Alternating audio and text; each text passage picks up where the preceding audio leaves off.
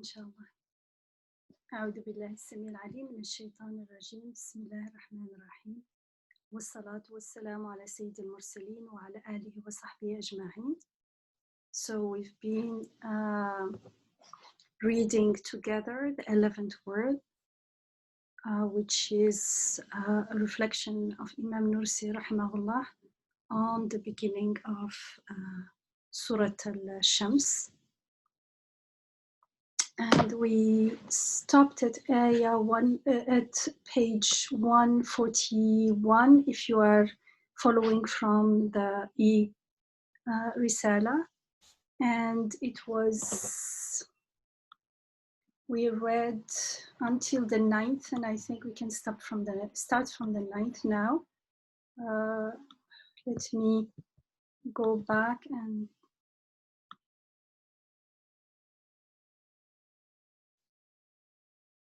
so it was a description of a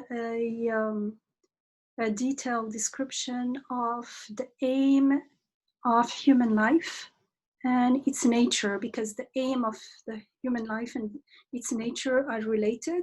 We are created in a way that makes the fulfillment of the purpose of our life easy onto us, or that aligns with it. We're created in a way that if we reflect and contemplate the nature of our life, we will also understand that the purpose of our life that is described in the Quran is not only reasonable, but it just fits perfectly. And so we did go, he summarized it into 9 aims, and we did go through all of them on page 140, and on page 141 we start the 9th. So if you want to share some of your reflection from last week, how it, if you reflected or about it during the week, so please go ahead and you can share with all of us. Otherwise, we will carry on reading from the 9th, inshallah.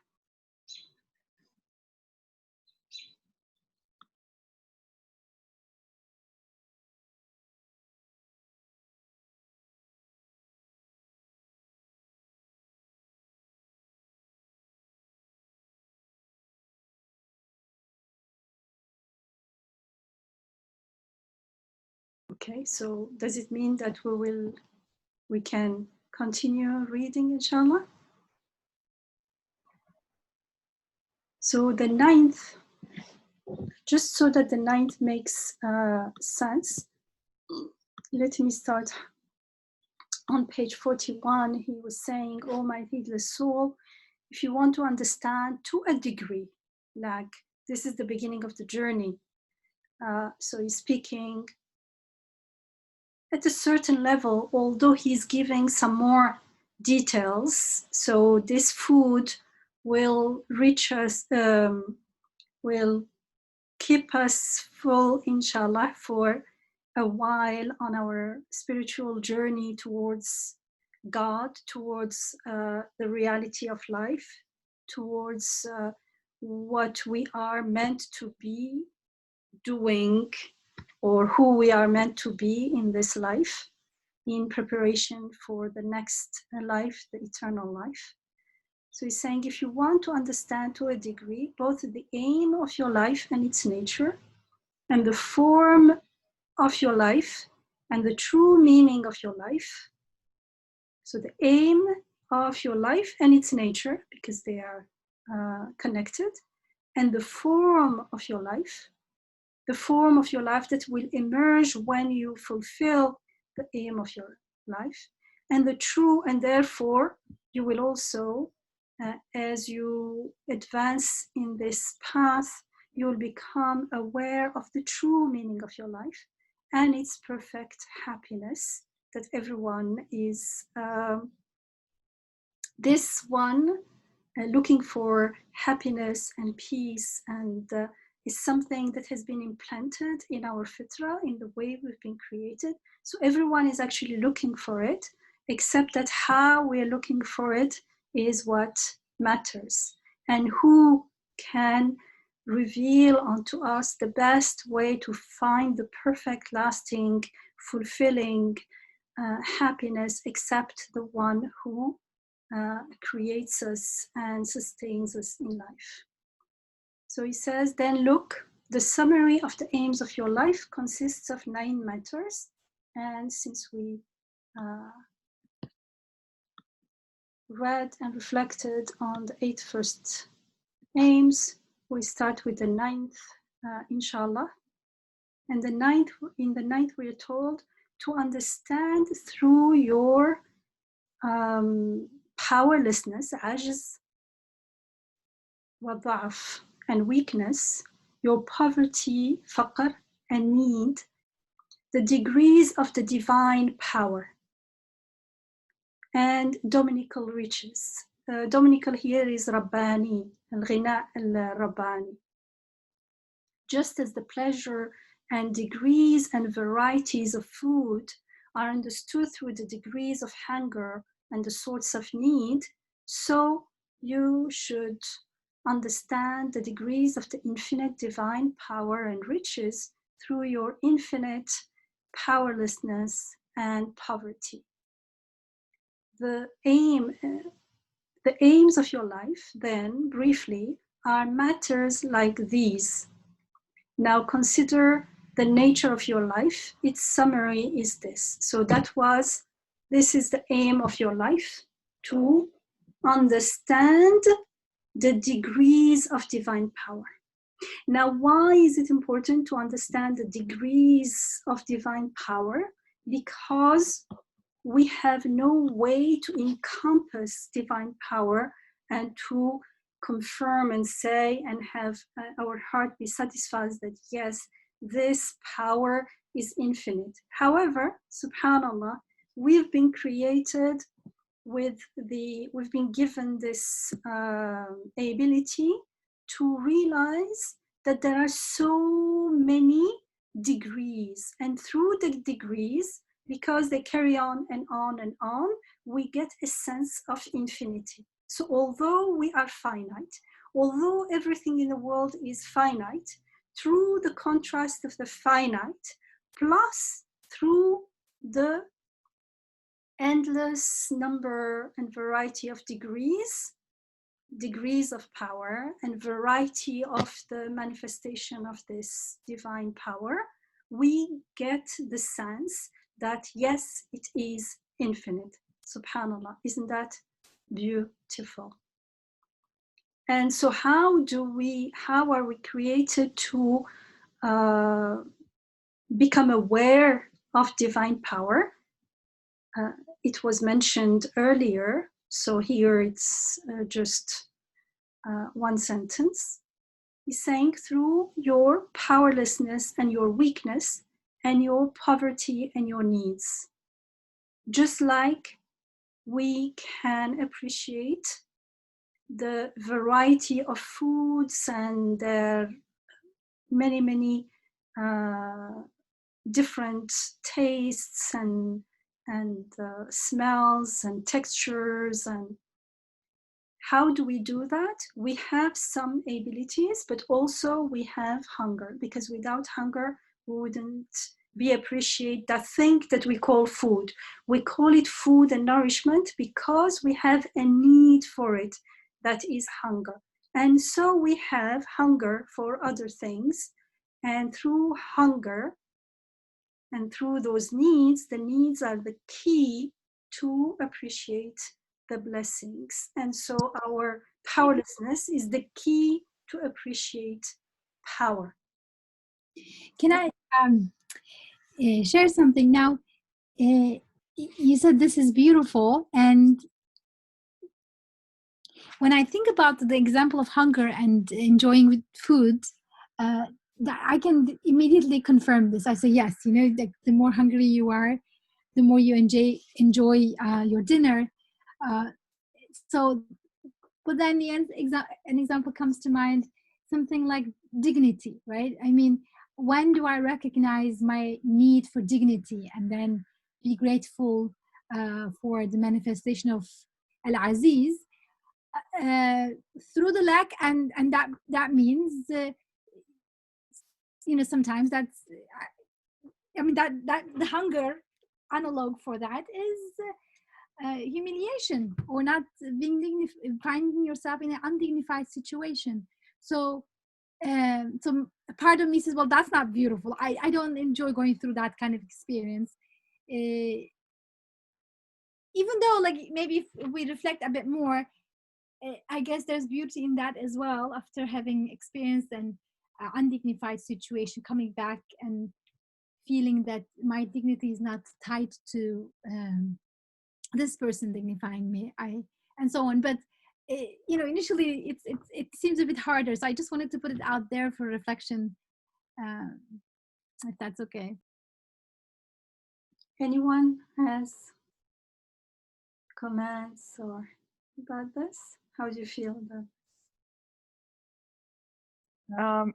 I can just piggyback off of Isra, because that was on my mind a lot this week.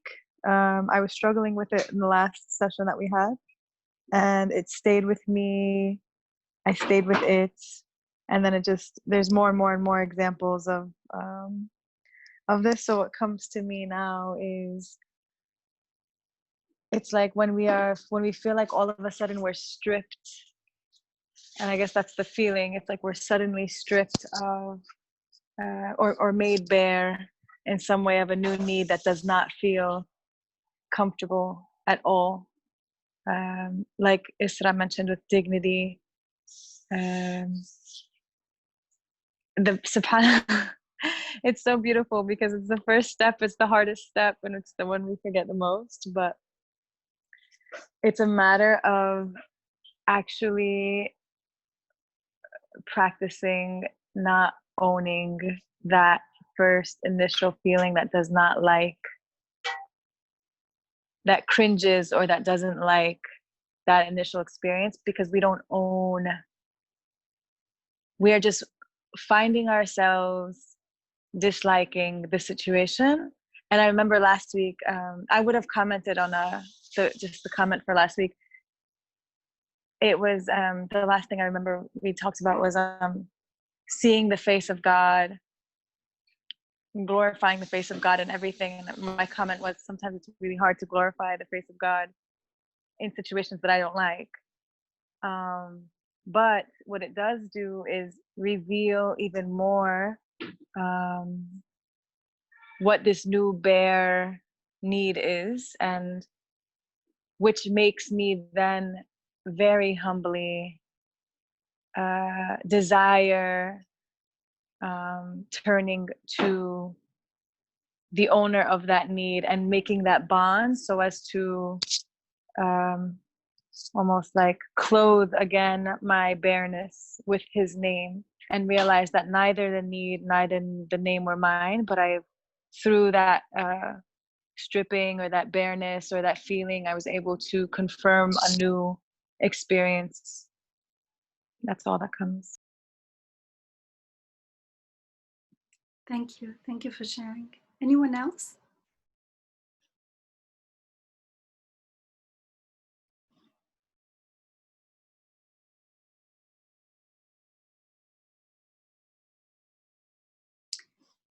Maybe a way to understand this, since the beginning of this 11th word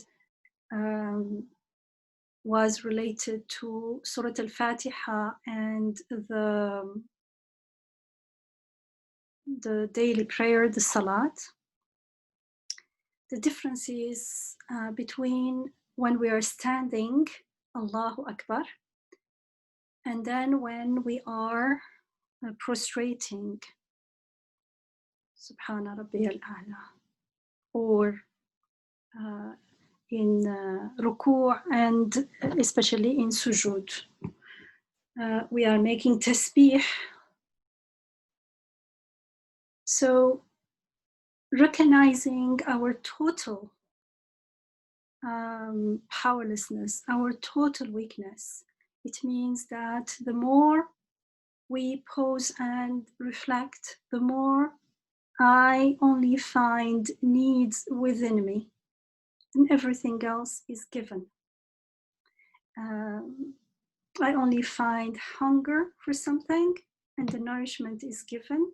And when I get the food, I don't even have the power to actually digest it, use it to nourish myself. I cannot nourish myself. The food does not nourish me. The whole system is put in a way that I am being nourished through that food.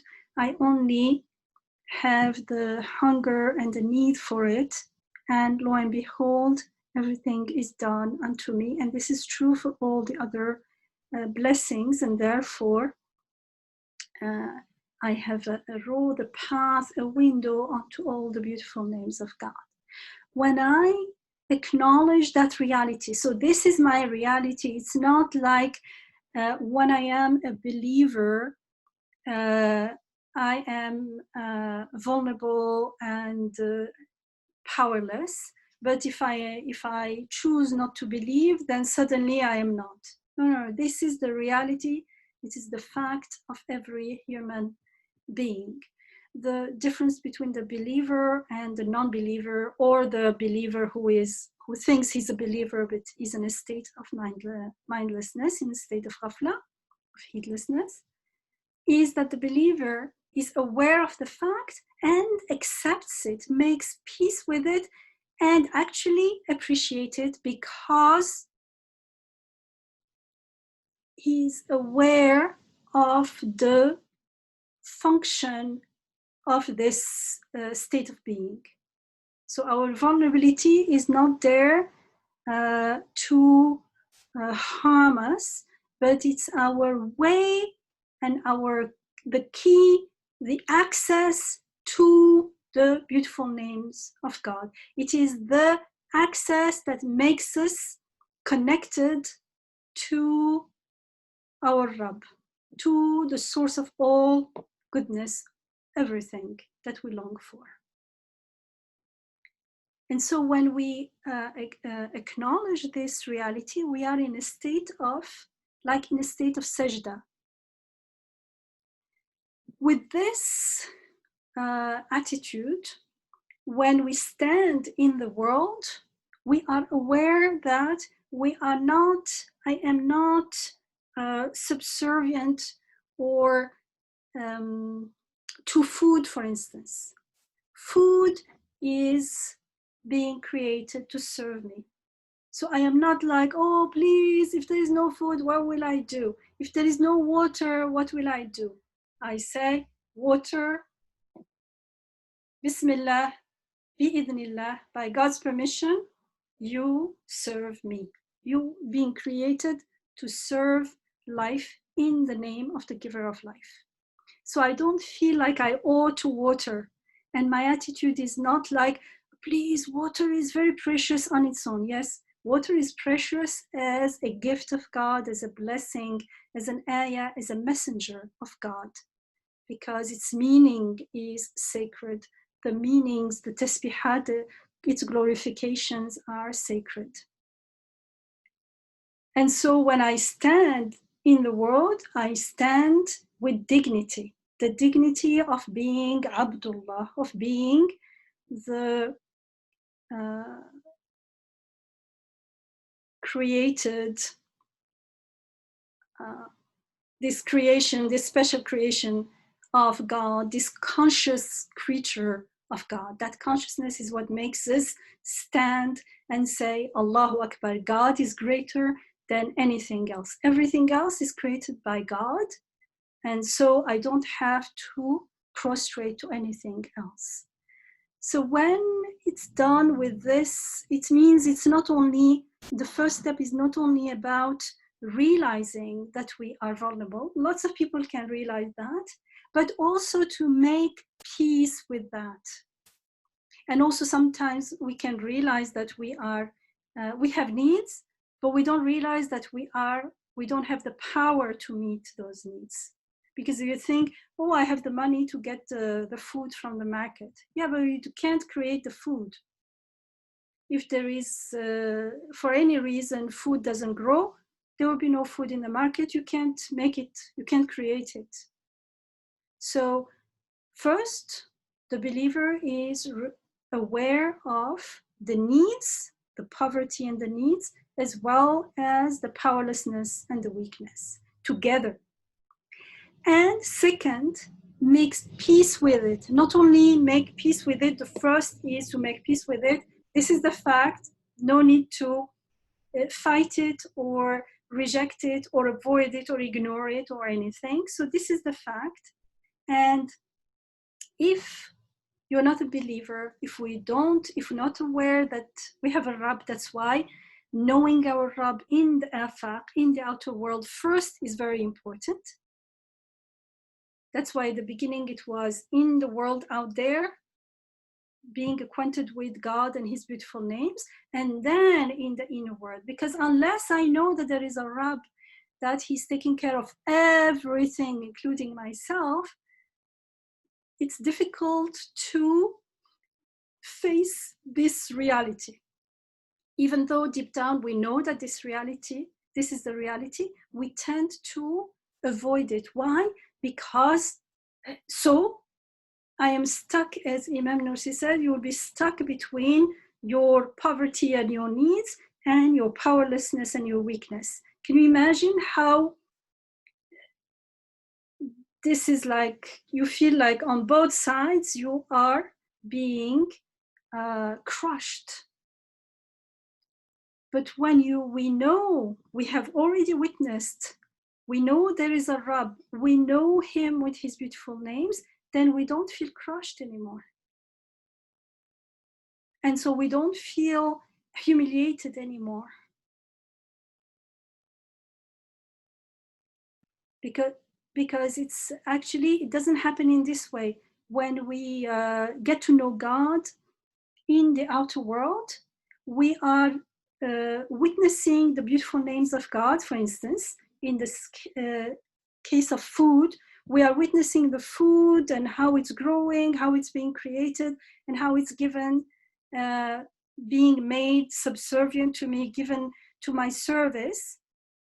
The second step is when I become aware how this food is important to me.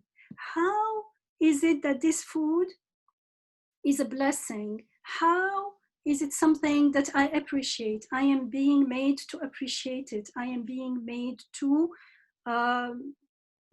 connect with it. There is something going on between us that is not under my control. I become conscious of my relationship with the blessing that makes that blessing a blessing.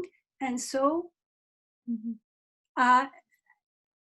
my need, I experience my need as a key, and therefore as something that brings joy before I get to experience any humiliation. The humiliation is when, in a state of disconnection with all this, disconnection with my Rabb, I start using not reasoning with my heart, reasoning with the ego that has that illusion of being existing on its own, separately from its Rabb. And in that state of mind, I say, oh my God, I have all these needs and I can't take care of them. I am doomed. And now I have to submit to that Rabb, and I don't know what will happen then. Will it be a good thing or not? There is a huge gap, of course, and there is no way I'm willing to take that leap of faith, because that leap is infinite. You know why? Because the difference between 0 and 1 is infinite.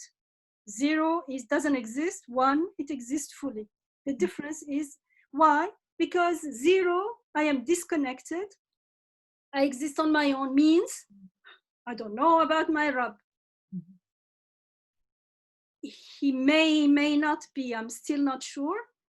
So the difference between there and being in the presence of my Rabb and actually experiencing the beautiful names of God, experiencing his rububiyyah, he's sustaining me, the joy of being sustained is huge.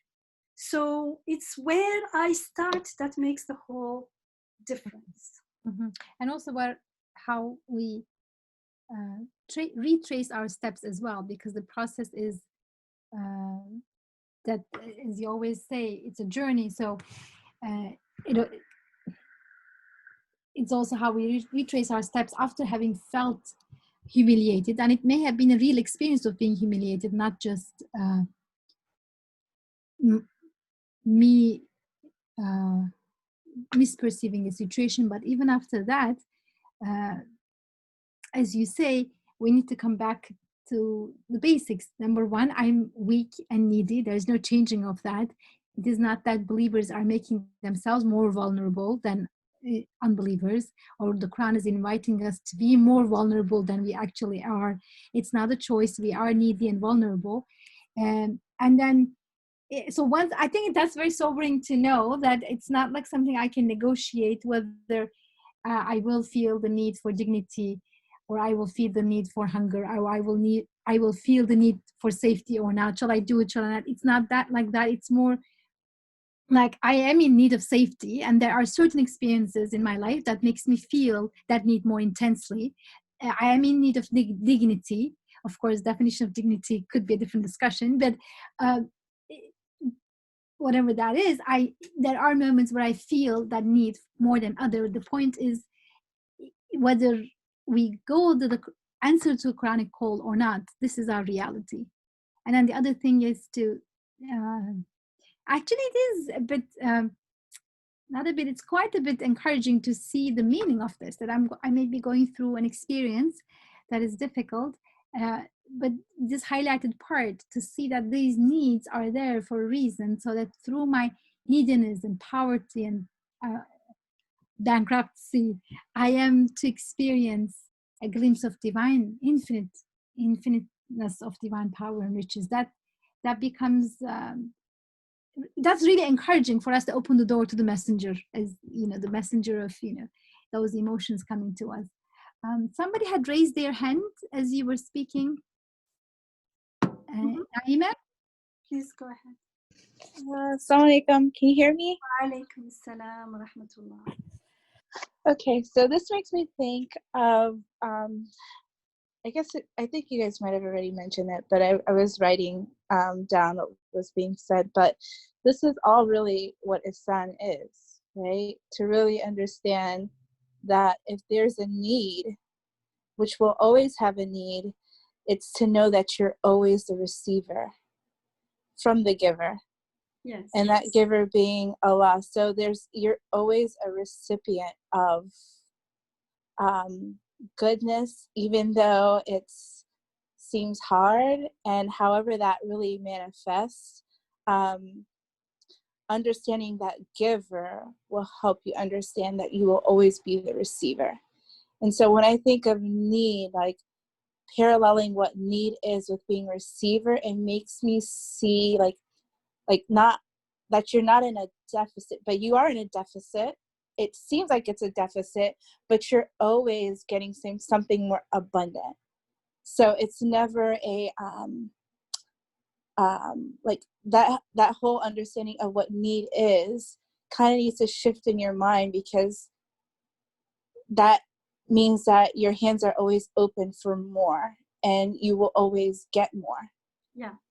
The ego sees it as a deficit, but the soul, the heart and the soul, for the heart and the soul, it is the gate onto abundance.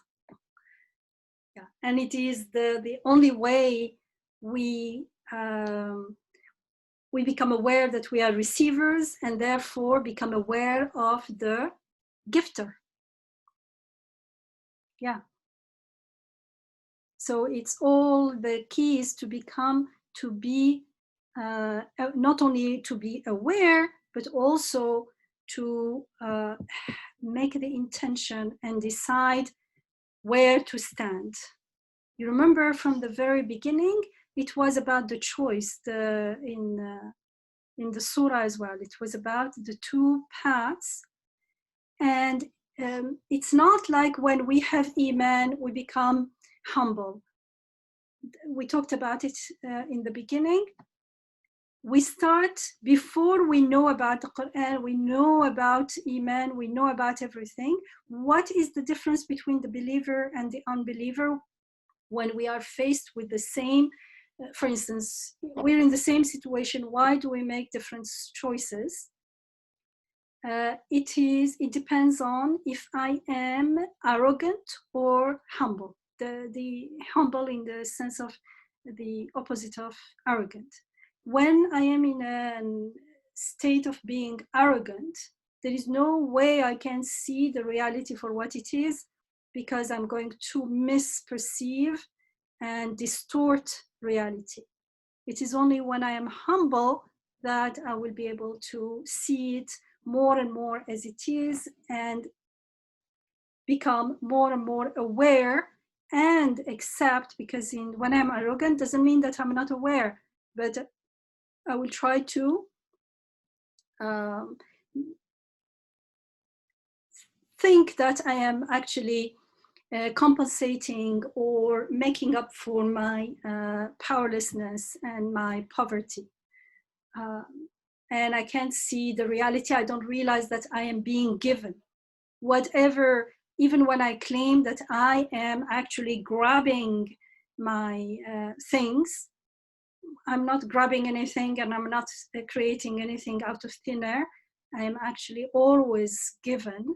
And in that humility, when I accept the reality is beautiful. That's why it's called ihsan. Ihsan is related to, it's beautiful and it looks beautiful, it feels beautiful, and it is related to the beautiful names of God.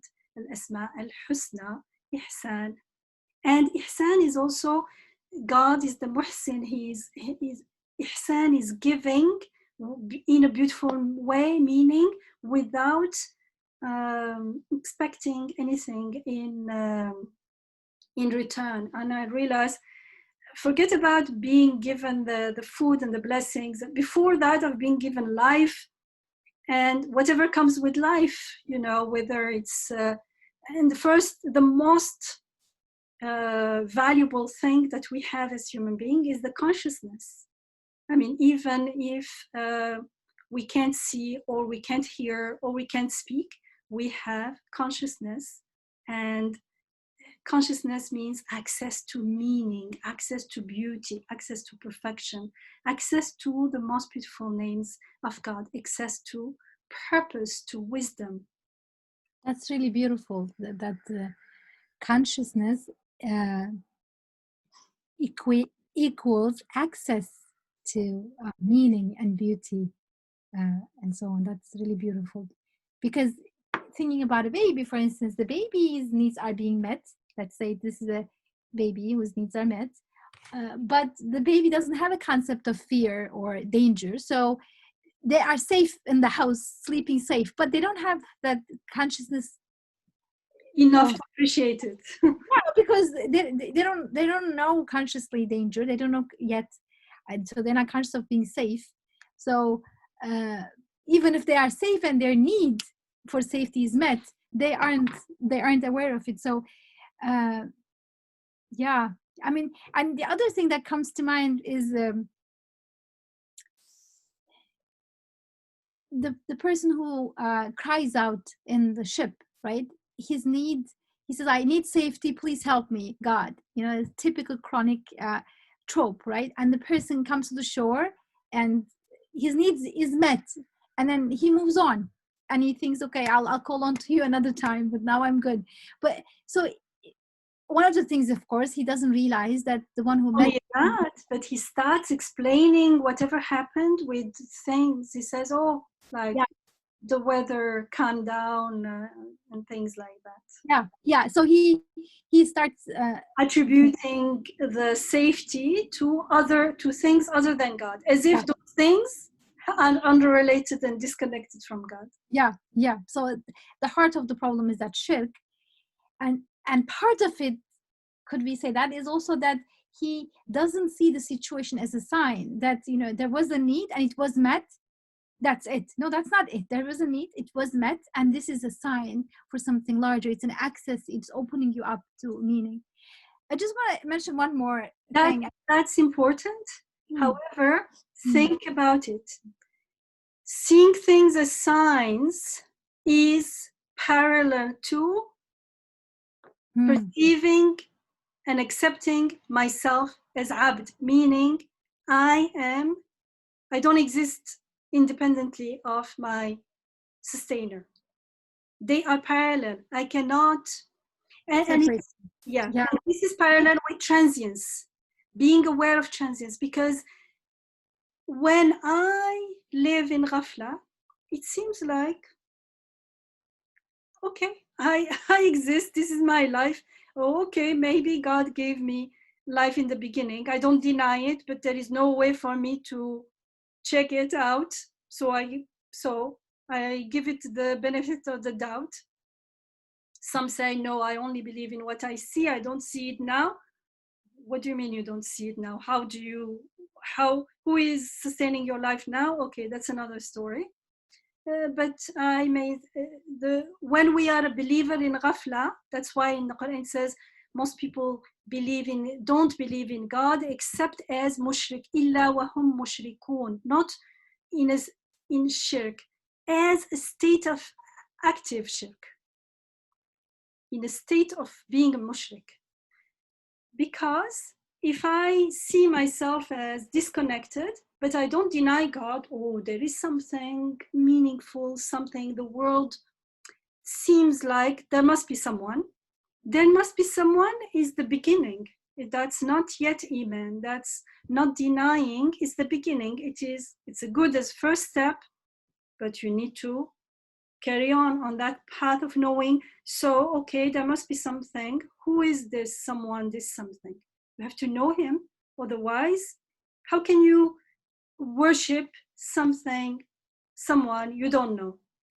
Of course, worship means he alone takes care of me. He alone can answer my needs. If I can't say this, then it seems like the food, the water, the air, everything else is taking care of me as though. And therefore, my allegiance, as if my loyalty, my gratitude, my appreciation, that's what worship is. They will all go to all those endless things. So when I perceive myself as disconnected, that's a state of arrogance. Arrogance means not appreciating the reality that I am not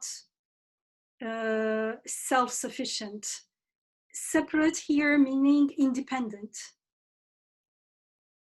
As if I'm independent. The more I reflect and realize that I'm dependent on everything else, then because none of those things has the power or the knowledge or the wisdom to do anything to me, then I start becoming aware that there is something beyond them that transcends everything, a power that is taking care of my needs. Otherwise, if I feel like, not what I claim, what I feel in my heart as feeling, that's my reality, that's my true belief, as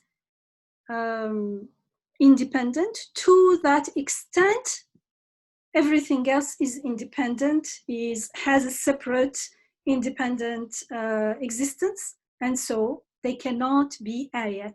To that extent, I bracket out the reality of transience being a reality in the sense that it is a constant reality. That reality becomes like as if it's not the reality of the world.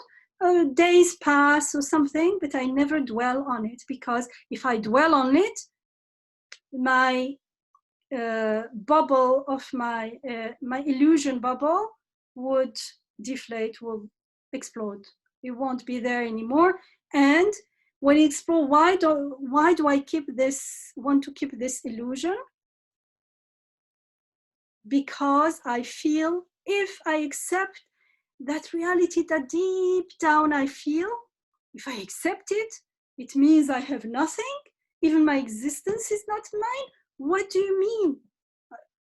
Who am I then? What am I then? Like, I would feel deeply, deeply, deeply, how do you say, more than humiliated, like hurt. It's very, very painful. To whom? To that illusory, that deluded self-perception I have, that I made into a big I that says I, that arrogant I, that arrogant self-identity, that has nothing to do with the reality. So all these things are related.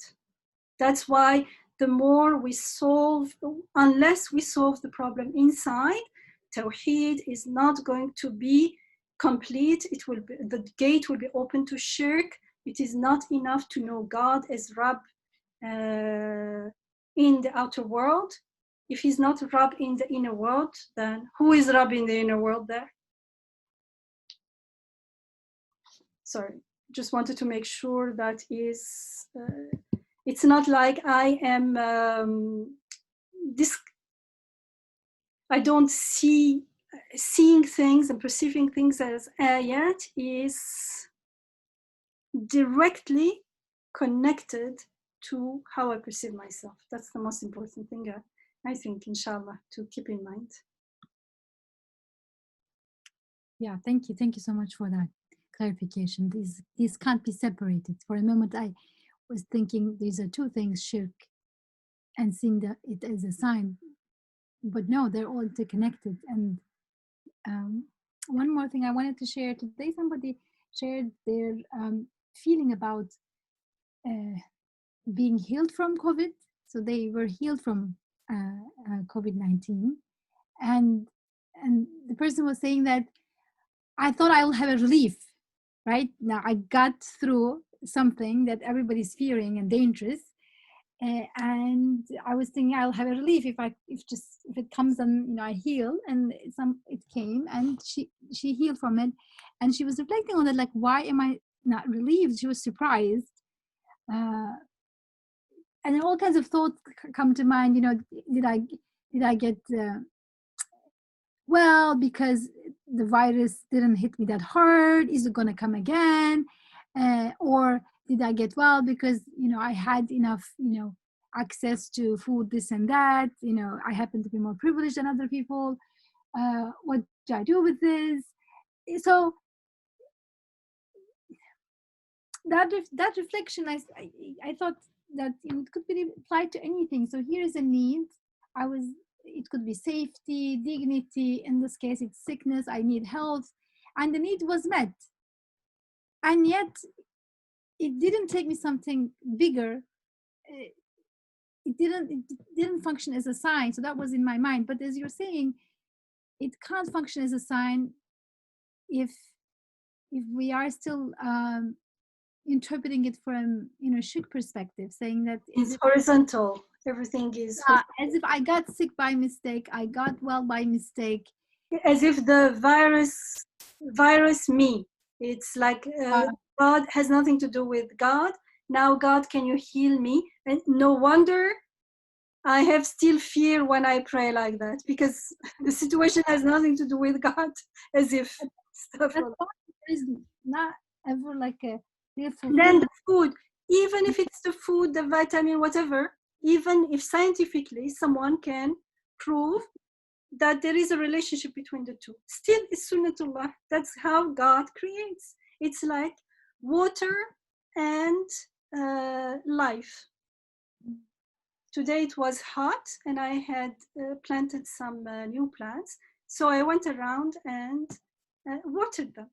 So someone can say, oh, you're a believer in God, why are you watering? No, I know that God is the giver of life because through my watering. How would I know how this water and this watering and this plant are related to God otherwise? Because I know that this water has nothing to do with life. And each time I water these plants, they are happy. I have a peace lily when it needs water, it's all the leaves are like, they are praying for water. And you give them a little bit of the water and they are all back to life, alive again. Subhanallah, you say. And someone can say it's because the plant is 80%, 90% water. Yeah, so that's even more a miracle. How can this living, growing plant be mostly water when water has nothing, no life, nothing? That's what an ayah is. That's how we get to know that something that is not from this world, that is not from this horizontal connections, there is an order, that order, and especially the results of those connections, the way they are connected, the way they are made to give fruits and results that have nothing to do with them, is the ayah, the science that speaks about the unseen and about the one to whom all these beautiful attributes belong.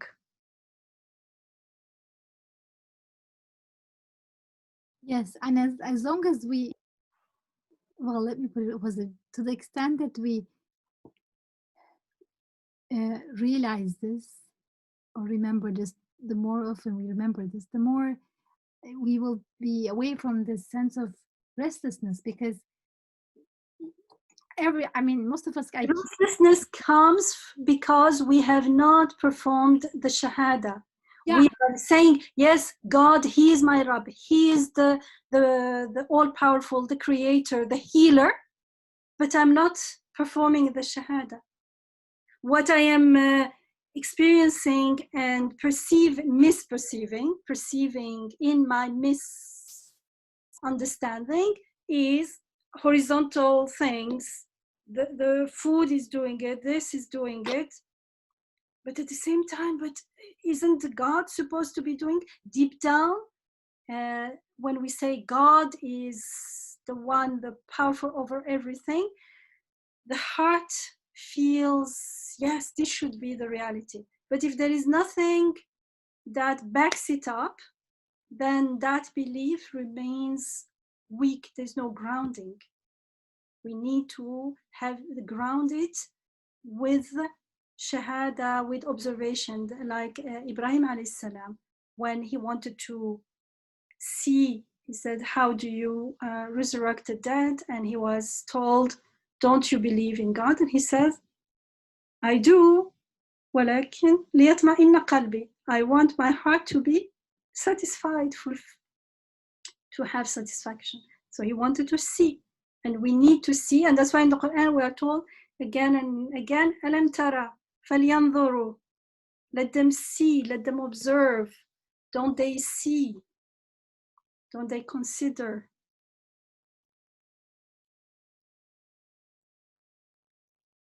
And the more we see, the more we perform the shahada. Because you remember the shahada, La ilaha illallah, means there is no God but God. There's no deity, no one worth worshipping except God, means there is no healer but God. How do I know? Because I look at what I took. They have no power to heal. Lo and behold, I am healed. There is no giver of life except God, because I drink water, eat food. They have no life or no power or knowledge or anything. They can't even act. They don't have eyes or anything to act in my body. Yet, lo and behold, they act as though they knew everything clearly. Someone who knows everything, has power over everything, control over everything. يدبر الأمر. He is the one who is fulfilling this. So I am present to the activity of Rububiyyah. That is ihsan. That's why ihsan comes after iman. It's when we internalize the iman, when we live with iman, our life becomes a life of ihsan. Yamina, I have a question. Sure, please. So the thanks for bringing up ليطمئن قلبي, so that my heart feels content part. It made me wonder, then why is there a separation between heart, mind, awareness, thinking, and consciousness? Why is it not all united as it relates to God? In what sense are they separate? He wouldn't have said ليطمئن قلبي, so that my heart feels content, unless there's something not directly connecting what he is cognizant of with his heart. Like you said, we know Allah. Sure, but that looks to our need. That looks to our, if there is a deficiency, it's because we cannot, let's say, we cannot get everything at once. It's like someone would say, why do I need to go through a journey? Why don't I just learn all this at once? Well, this is because this is how we are created. The way we get to appreciate something is through step by step, and we get to build this awareness. So it's not because they are separate, but because when one grows bigger than the other needs to, how do you say, when someone is before you, what do we do? Catch up. So usually in learning language, for instance, we understand, in the beginning, we understand more than we can speak, or maybe we can, for some people, they can read before they understand speech. It doesn't mean that speech, written speech and spoken speech are unrelated. No, it just means that that person is still at the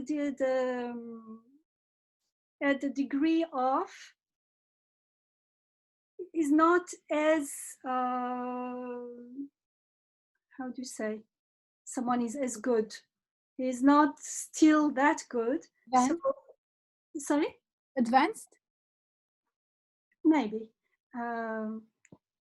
So he can understand written language better than, and so you say, now I want to understand, if I say now I also want to understand speech as well, you can't say, so how is speech unrelated to writing of the same language? They are not unrelated, it's just me.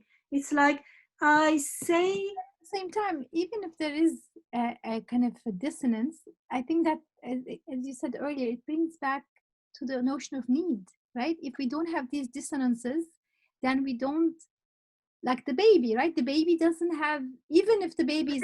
But the dissonance is not a dissonance, a true dissonance, a dissonance of the reality. It's the dissonance is only that maybe you can call it a need for me to catch up each time. So I am, so what I learn something, I grasp it intellectually, and then, but I'm still not feeling it. So what Isra, what you said, it creates in me the need to experience it, to see it, so that I am content.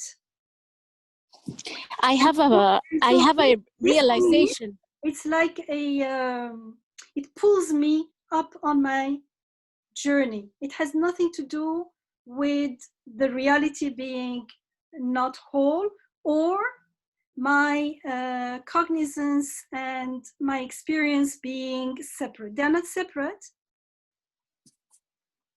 It's just that we may not always, actually in this journey, the more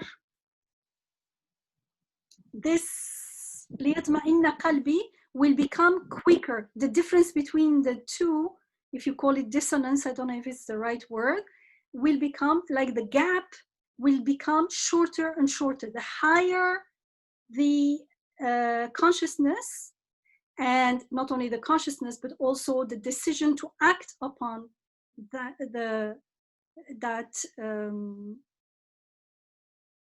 inner invitation, let's say, the more we do that, the more it becomes, the distance becomes shorter and shorter.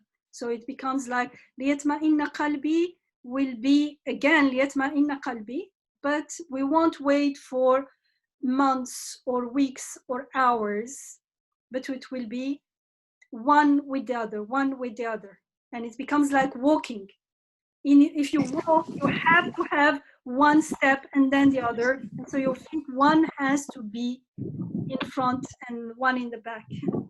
I was just going to share this, this metaphor, because while listening to you, I realized something. I'm walking right now while listening, and it made me, when you said catch up, it made me realize, it is like what is in need is for me to take the steps. When you said the word journey as well, actually. So in a journey, for example, I'm walking right now. The fact that I am not near my house doesn't disturb me, doesn't scare me. I know I need to walk this street and to take certain steps, number of steps, until I get back home. So it's not a source of anxiety, and it does not feel like a separation or like when you cut a limb, I forgot the term, it doesn't feel like that. It feels a natural process of journeying, of walking. And I trust that I'll end up somewhere, where I belong, and I'll go home. So with regards to the heart, mind, consciousness, relationship, maybe it is like a walking journey. Exactly. In the sense, in the sense that the steps are connected, but we need to take the steps. So for example, if I stay put right now, I'm near a lamp post, a lamp.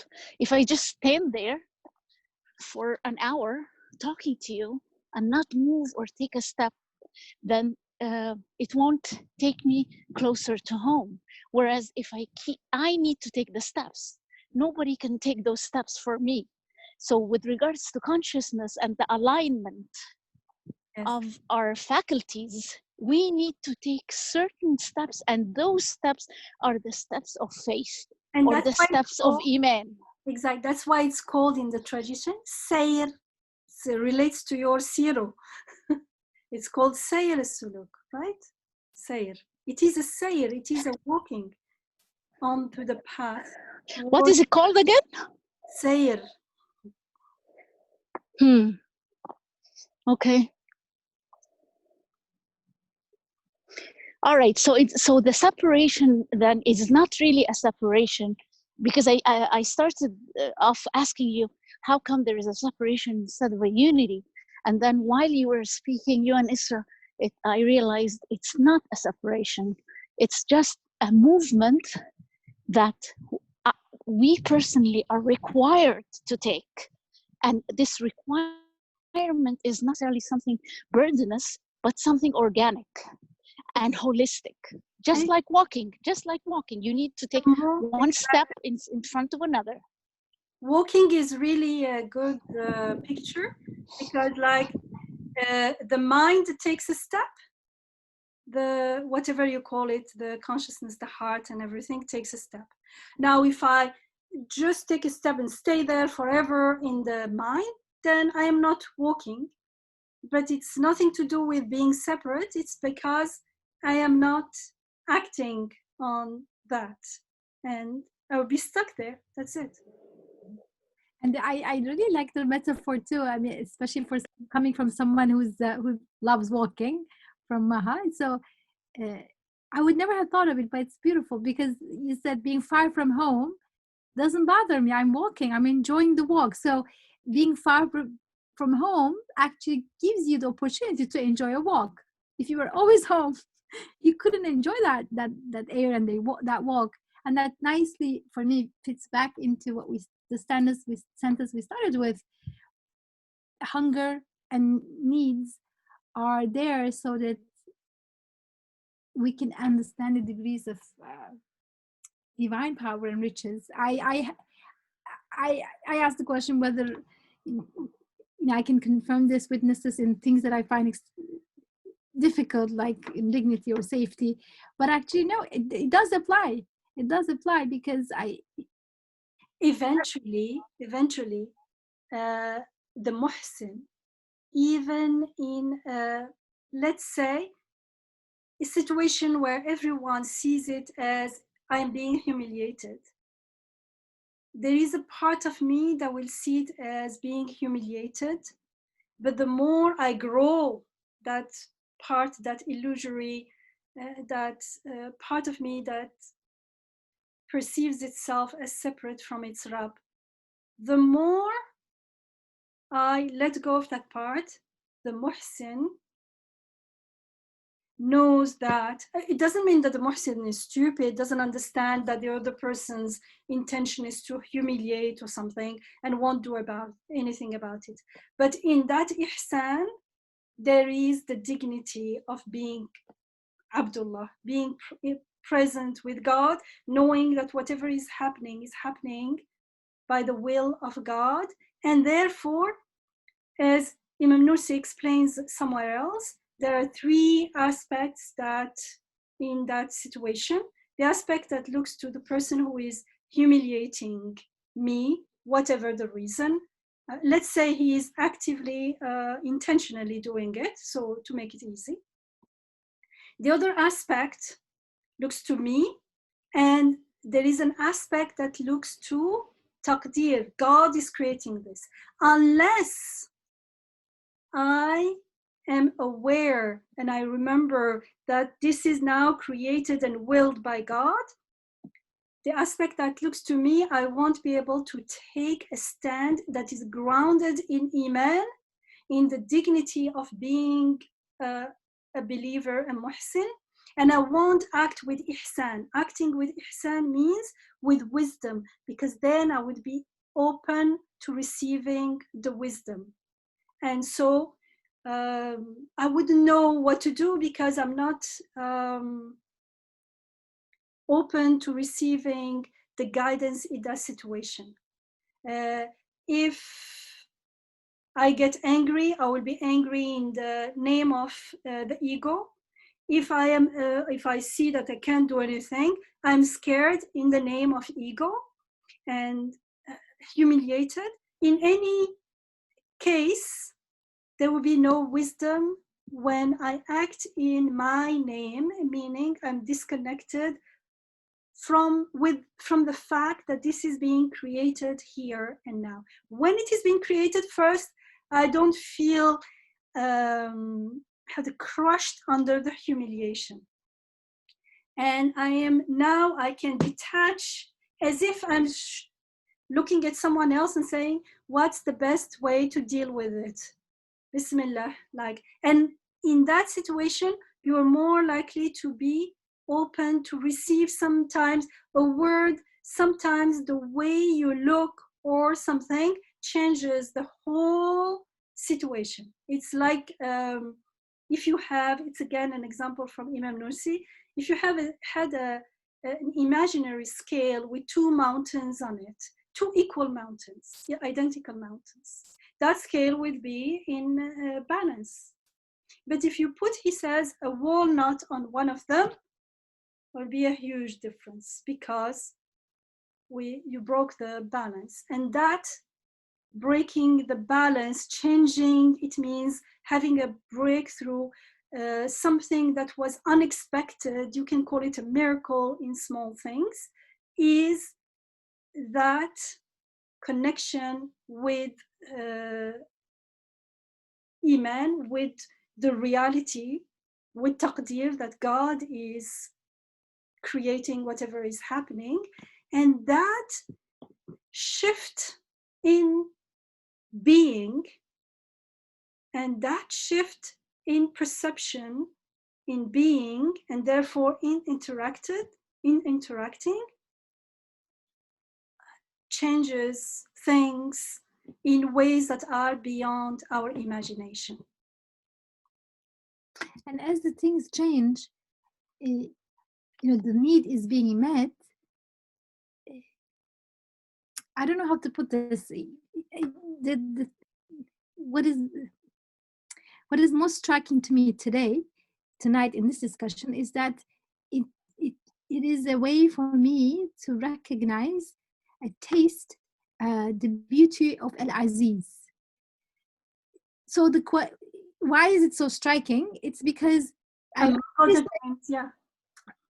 noticed that otherwise, even when the need is met, there is a lingering feeling, because when we don't understand what this is about, and still there's a side, an ungrateful side, still can ask the question, you know, why did I have to go through this? Okay, it was resolved, but why did I go through this in the first place, right?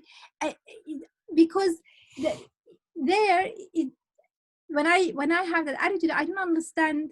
I still couldn't understand the situation from the perspective of Tawheed at that moment. I'm still in some way in shirk, in some way unable to see the sign nature of this. And as you pointed out, sometimes shirk is explicitly outside, saying, you know, this person healed me, or this powder, vitamin C or whatever healed me, or internally, that I am still thinking myself as if I have something that belongs to me separate from my creator, right? That inner shirk is still there. If the more we resolve them, the more we move away from those illusions, the more we realize, I think the question won't even come up, why do I have to go through this? It's like, exactly. Aim. That's the question itself betrays where I am coming from. Because there won't be that question. There won't be the problem of humiliation. Somebody asking why you know, I'm hungry and you fed me, and I say, well, why did I have to go through the pain of hunger? Well, if you enjoyed the meal, you actually appreciate the hunger too. Yeah. So you don't say, why was I hungry before I came to your house? You know, I was so hungry, you fed me dinner. Well, it was great actually. I was hungry.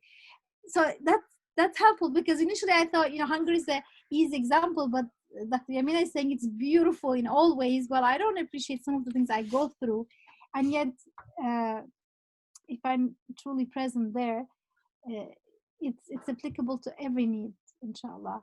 Otherwise, even when the need is met, it's lingering, right? I'm healed and I'm still worried. Yes, as in the example I shared. Yes, exactly. Yes.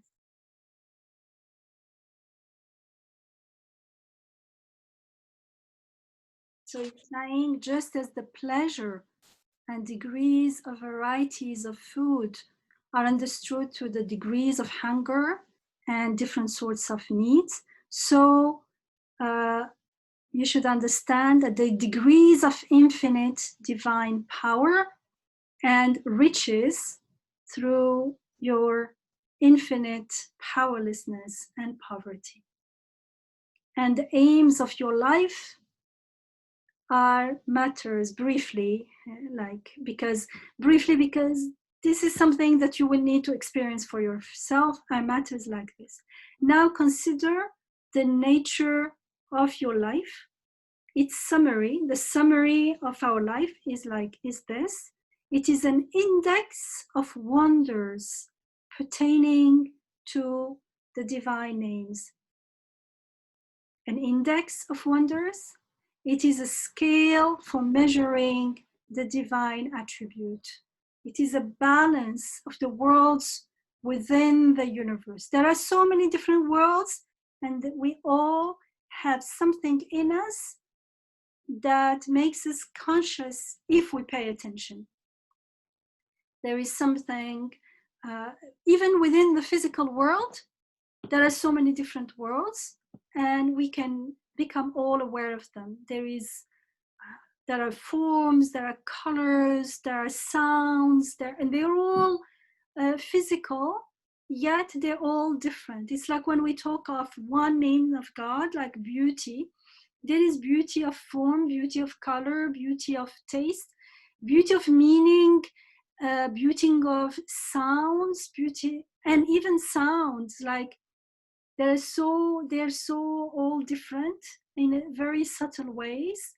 So there are different varieties and different degrees. Subhanallah, it's just like amazing and bewildering. And the more, if we truly pause every day and contemplate these varieties and how we are related to them, and how we are an index of the wonders pertaining to the beautiful names of God, and a scale for measuring.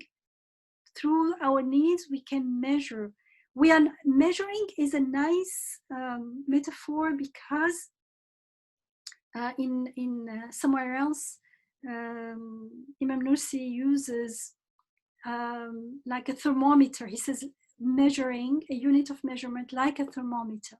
So a thermometer tells you what the temperature is in the room. However, it has nothing to do with heat.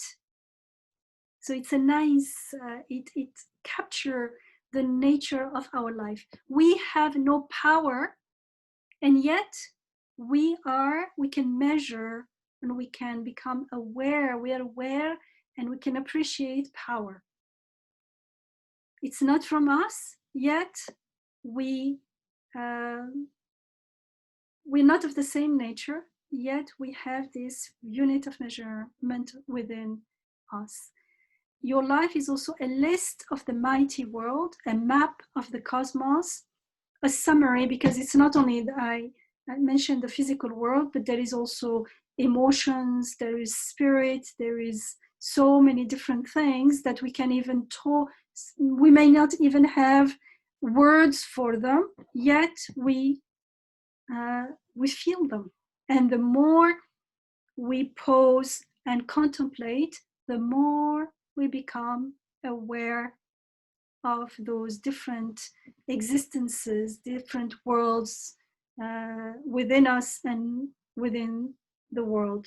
And that's why the more we pause and contemplate,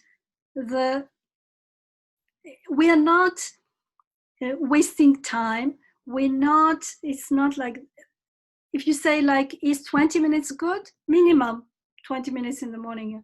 If you can do more and more often, the more, the better, because that's, you say, but I won't have time for this and that. No, even the things that you want to do, they will be done. You will realize how they are being done unto you. So instead of doing them as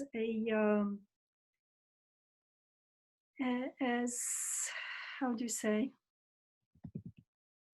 as a burden, or as something that I love doing, but it's me who is doing it. So it's actually, I'm doing it, but going away, further away from the reality, further away from worshiping God alone, because I am attributing it to myself and misappropriating God's gift. Instead of receiving, I am in a state of ghafla. So in any case, it's better, because the more we contemplate and make tafakkur and tadabbur in that way, tadabbur and tafakkur imani, the more our iman increases, our experiencing the beautiful names of God, our shahada increases, and therefore living in ihsan, seeing and witnessing the face of God in everything, the names of God, the manifestation of and reflections of the names of God in everything will increase. Being aware that we are a channel, a recipient of divine gifting and blessings will be our reality. That's the aim of our life. So why do we think I don't have the time for that? Because that is what is going to transform the rest of my life. So it is the most important thing. I need to first when you schedule your day or your life, you start with the most important thing and then the less important ones. So this is the most important one as far as this world and the next is concerned, inshallah. So he's saying a map, your life is a map of the cosmos, a summary of the vast book of the universe, a bunch of keys with which to open the hidden treasuries of divine power, and a most excellent pattern of the perfection scattered over beings and attached to time, because in time, what we call time is the flow of creation. The nature of your life consists of matters like this. Now, the form of your life and the manner of its duty is this. Your life is an inscribed word, probably kalima maktuba, a wisdom displaying word written by the pen of power. Actually, somewhere else he says the whole creation is the vibration, are vibrations. And those vibrations are the vibrations of the pen of power vibrating. As if on our side we see vibration, on the Lekut side, it is the pen of power in action. So he's saying the form of your life and its duty, because they are related. The form of our life is its duty. It's just that, do I ascribe it to its maker or not? Your life is an inscribed word. I mean, you can think of it, sometimes there is the calligraphy where you see there is sin, the letter sin in Arabic, and within the letter sin, the whole surah of Yasin is written in. So the whole surah written within a letter. So this is also, it's a written word, because it's a word, it's you, whoever you are, you have an identity, but within that word, whole odes are being written, a wisdom displaying word written by the pen of power, seen and heard. It points to the divine names. When the word is seen and it is heard, when we become aware that it is written, being written now by the pen of power, of divine power, then we realize that it points to the beautiful names of God. The more we surrender to that reality, the more we will also be open to receiving the guidance. We are receiving the guidance, it's just that most of the time we don't listen to it because we don't feel the need for it, because I think I know what to do with my life. So I don't ask for guidance, and I don't realize, I don't listen to how I am being trusted onto a path. And sometimes, and we resist. Sometimes I don't like what's going on because I have my own plan. Sometimes the urge is really strong, but I say, no, I'm not going there because I don't like it. I don't know what's going. I want to know all the steps. I want to know the end, and I have my own plan. So I don't follow. I'm not talking about follow your heart just like that, but it is sometimes it is related. Mevlana Jalaluddin Rumi, he has this metaphor of calligraphy, and God is the calligrapher, and your life is the calligraphy that he's writing out. And I think the human being is like the pen. And he says, just surrender. Sometimes it will take you up, sometimes it will take you down. It's writing something beautiful, and yet the pen doesn't always see. He says, but trust. So yes, surrender is very important, because when I don't surrender, I look at my life, it doesn't look like it's very pretty, Yes, because you didn't surrender, you didn't let it write what it was supposed to write. And also something that's difficult or challenging is not necessarily bad. In a nice movie, you should have some, problem or crisis, and it gets resolved and it becomes a beautiful, things to look at. So to see, I mean, I think this is just so helpful to see that when we're going through our neediness and weakness is to reveal divine power and riches. And my life is like a calligraphy that is reflecting the beauty of divine calligraphers' art. It really changes the perspective. Definitely, we shouldn't make life difficult for ourselves by resisting to that reality. I think there are some comments. Please go ahead. Assalamu alaikum. It's Naeem again. Right. There was a lot of things, since I raised my hand, there's been a lot of things that have been said, and I don't know, I'm trying to put the words around what I don't know if this is a question or a comment. So, okay, so I'm, what I'm thinking about, what Sister Maha shared, what you guys just shared about the surrender piece, and then like the heart and the mind. And so I'm just thinking that, yes, it's organic, like this process of connecting to Allah, it's organic, but then it also requires the intention and the action. And so what it made me think about was, shouldn't we be those who explore Allah through and try to, those who explore Allah and those who try to experience the ayats through our senses. And you touched on a couple of things like eating, seeing, breathing, hearing, feeling. That really is where the reset happens for your heart. It's like where you recalibrate, you're constantly recalibrating your heart to your mind and that connection.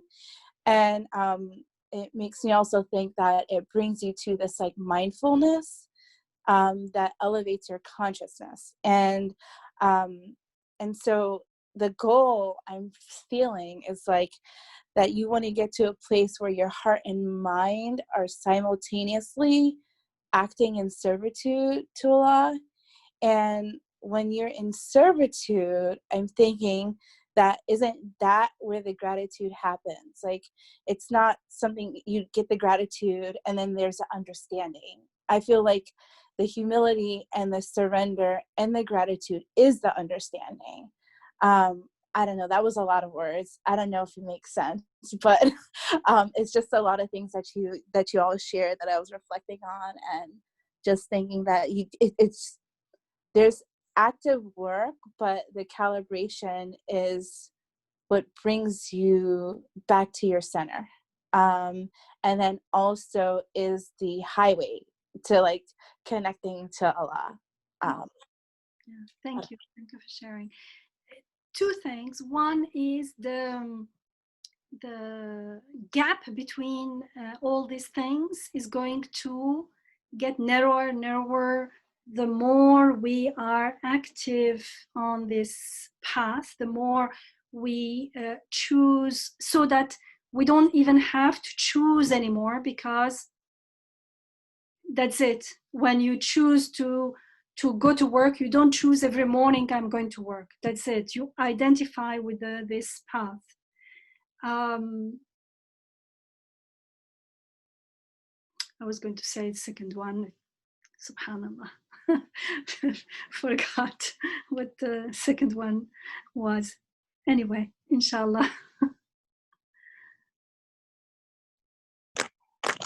Hello, salam alaikum. Wa alaikum salam wa rahmatullah. I love Sister Naima's word caliber. I think this makes a difference. I think this is one of the key words that, thank you, Sister Naima, for bringing it up, because it makes a lot of sense to me.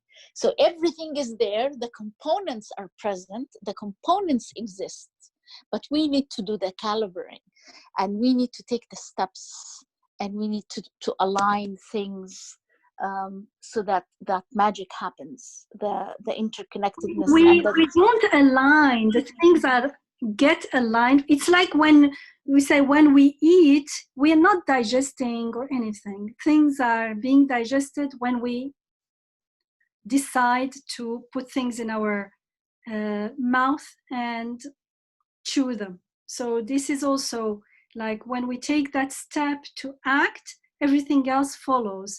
And it goes with the hadith Qudsi, the sacred hadith, one says, when you take one step towards me, I'll come running towards you. So it's not like we're doing aligning things. Things starts aligning. Actually, they are aligned. Well, they will align in our experience. Does it make sense? We are not actively making things align. Okay. It's easier than than it sounds. Okay. Yeah.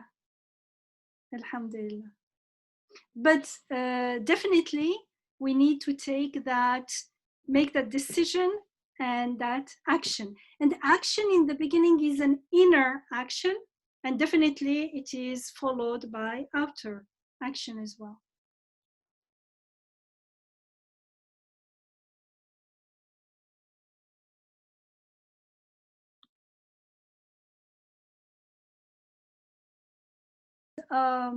It starts with small things, like if I don't take the time to pause, the pausing, the 20 minutes and 3 minutes that I was talking about is not forever 20 minutes, 3 minutes. No, eventually those 3 minutes, those 20 minutes in the morning and in the evening, they are going to transform our self-perception and perception of the world in between, so that my breathing, my seeing, my walking, my everyday life and action that we take for granted and that are awesome, huge miracles, our relationship to those activity, my experience of those activity needs to change. Unless I change, I experience my breathing and seeing and talking and being aware as miracle, unless I'm at awe. How can it be at awe when a so-called miracle out there is going to happen? Even if I say, oh, it was miraculous, after a while, I will start explaining it with some other causes. Even if I have the worst uncurable illness, and then miraculously I am well, I will try to explain it horizontally with other causes. Why? Because I am not in that grounded Iman. Unless I need to be grounded in that Iman in my everyday life, in my everyday so-called ordinary activities and action. Imam Nursi, I think right after the 11th word in the 15th or something, he talks about one of the goals of the Quran. Well, the goal is Tawheed, but how to show that what you think are ordinary things there is nothing ordinary and then some extraordinary. Everything is a miracle of divine power, divine wisdom, all the beautiful names of God. Everything is a miracle. And so that's where it starts. How do I relate to my breathing, my seeing? And some people will say, oh, but breathing is not in Islam. So I'm not talking about breathing, special breathing or something. No. Your normal breathing, your seeing, your talking, your understanding, your hearing. In the Quran, it talks about hearing and sight, hearing and seeing, okay, meditate on hearing and seeing then. All these things. Breathing is because it's just, I can imagine still being alive, existent without hearing and sight, but how about without breathing. That's definitely the ego, that delusion bubble just collapses, because clearly I have no control over this life that I call mine, and I'll do whatever I want with it. How come you want to do whatever you want with it? How do you know? It's not your life, you didn't create it.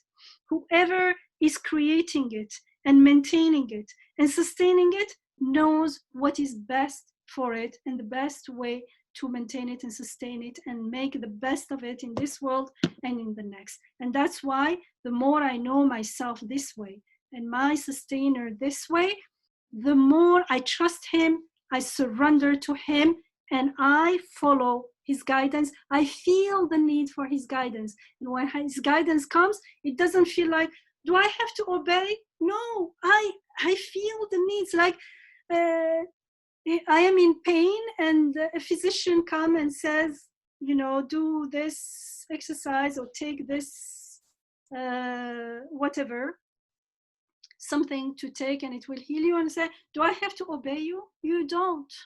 If you want to stay in pain, stay in pain. No one is forcing you. So actually, I wouldn't ask. That's arrogance. If I am in pain and I want to be better, I want to get rid of my pain, I won't say, do I have to obey you? Who are you? Why should I do that? I will just humbly say, thank you. If I'm sure this is the cure, I say thank you, and I will follow it. That's why surrender is so, it's a blessing. It's a blessing.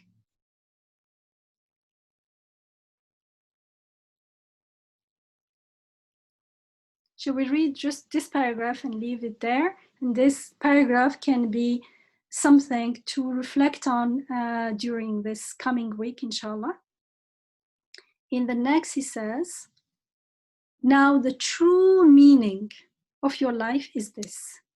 It is acting as a mirror to the manifestation of divine oneness. Acting as a mirror. And in many other places, it says, acting as a conscious mirror to the manifestation of divine oneness. I can't be acting as a mirror to divine oneness if I still imagine myself to be independent of my Rabb. And the manifestation of the eternally besought one. So what is the eternally besought one? El-Samad. Samad means he is the one whom everything needs, yet he needs nothing and no one. So I look at the world, nothing is Samad, because they all need something to be, to exist. But all of them clearly are being sustained all together as a whole. Whoever is sustaining them doesn't need anything. He is the source of life and the giver of life, the living that needs no one or nothing to give him life. Otherwise, he wouldn't be the source of life. That's Samad. So we act as a mirror to the manifestation of divine oneness and the manifestation of the Samad, Samadaniya. That is to say, through a comprehensiveness as though being the point of focus of all the divine names. All the divine names seem to be manifested in human beings much more than other things and beings. So this mirror called human being reflects all the divine names manifested in the world. It's being a mirror to the single and eternally besought one, Al-Ahad As-Samad. So not only he is Samad, but he's Ahad. Ahadiyya is also uniqueness. Each one is unique. All the beautiful names are manifested, reflected in different people, in different ways. Each one is unique. And that it's like the face of human beings. We recognize this is a human being, but each human being is unique. That uniqueness is also like a stamp, an ayah to Ahadiyya. Shall we stop here, inshallah?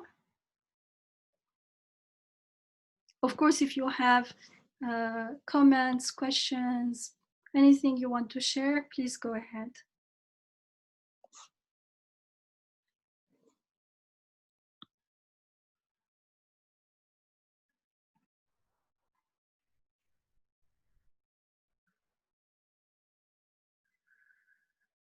MashaAllah, there is a lot here. A question that comes to my mind is why Ahadi and Samadiyya is singled out here.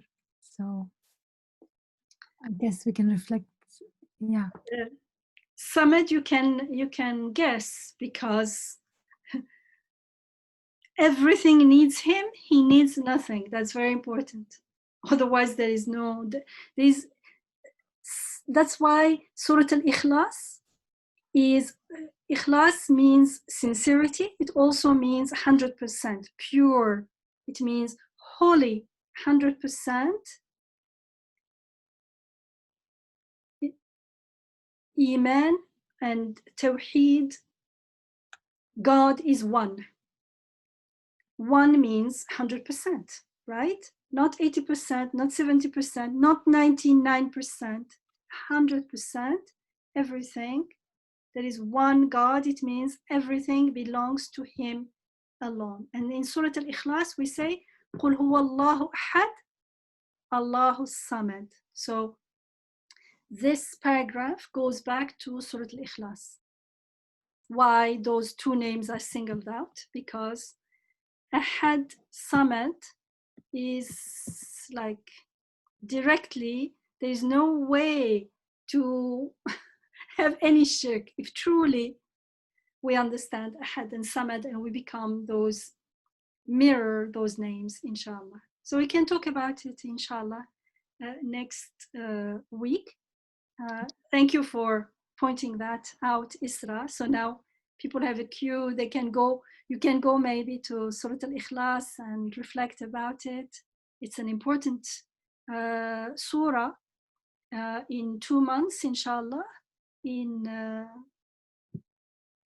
Eid al-Adha. Before Eid al-Adha, it is the tradition to recite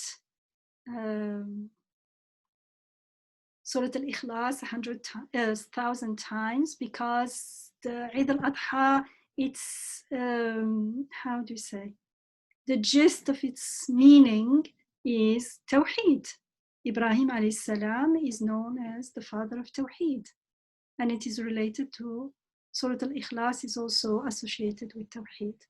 So how are these two names, Ahad and Samad, related to our living and experiencing Tawheed in this life here and now? Inshallah, let's all reflect about it. And when we say reflect, it means open the door and listen. Opening the door, part of it may be reading and understanding, but it can't be only reading and understanding. We have to also listen and receive. Even what I read and understood has to be processed and opened up in the heart, in the soul, as a result of receiving some being inspired, some guidance, inshallah. So, سبحانك لا علم لنا إلا ما علمتنا إنك أنت العليم الحكيم وآخر دعواهم أن الحمد لله رب العالمين اللهم أرنا الحق حقا وارزقنا اتباعه وارنا الباطل باطلا وارزقنا اجتنابه. نستغفر الله نستغفر الله نستغفر الله العظيم الكريم الرحيم الذي لا إله إلا هو الحي القيوم ونتوب إليه سبحانه. لله الفاتحة. اللهم صل على سيدنا محمد وعلى آل سيدنا محمد. أعوذ بالله السميع العليم من الشيطان الرجيم. بسم الله الرحمن الرحيم. الحمد لله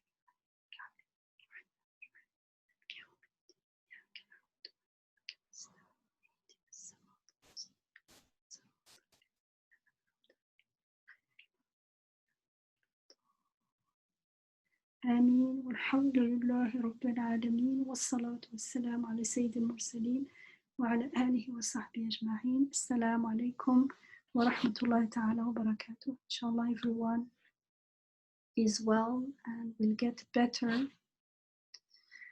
May Allah make us of the believers and the muhsinin al-mukhlisin inshallah. Inshallah. Jazakumullah khair, Dr. Yamina, and everyone who joined us tonight. And inshallah, next Wednesday, same time, 8:35, we will meet, inshallah. Assalamu alaikum. إن شاء الله. وعليكم السلام ورحمة الله تعالى وبركاته. في أمان الله.